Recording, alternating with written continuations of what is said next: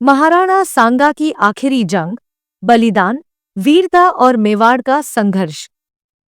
राजपूताना की धरती पर एक ऐसा योद्धा हुआ जिसकी वीरता के किस्से आज भी इतिहास की दीवारों पर गूंजते हैं।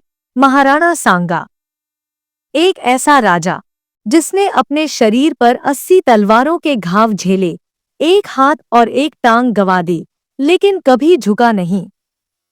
आइए जानते हैं महाराणा सांगा के आखिरी युद्ध की प्रेरणादायक कहानी। 1528 की बात है।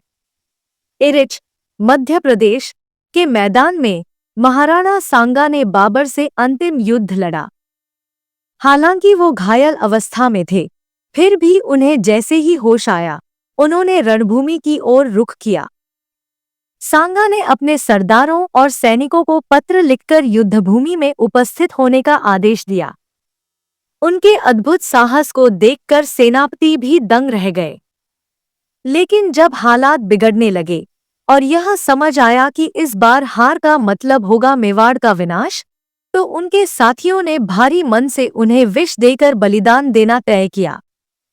30 जनवरी 1528 को 46 वर्ष की आयु में महाराणा सांगा ने वीरगति प्राप्त की। उनका शव मांडलगढ़ लाया गया, जहां आज भी उनकी समाधि वीरता की गाथा सुनाती है।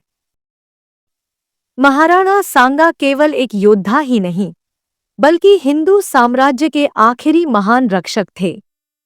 उनकी सेना में 1 लाख घुड़सवार थे और 7 राजा, 9 राव और 104 छोटे सरदार उनके साथ थे।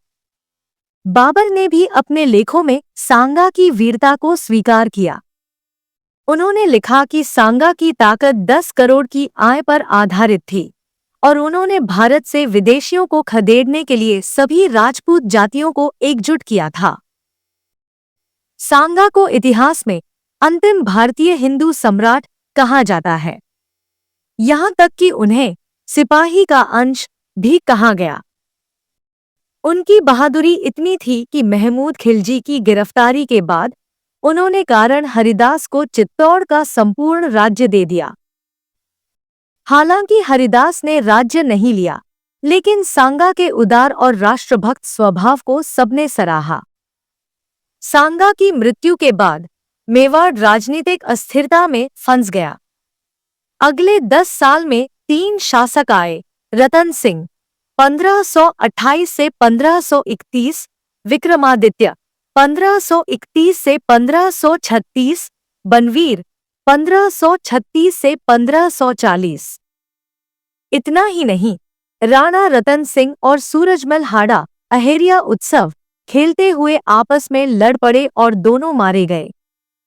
सांगा की मृत्यु के बाद मेवाड़ की स्थिति दयनीय हो गई, लेकिन उनकी विरासत ने आने वाली पीढ़ियों को लड़ने की ताकत दी।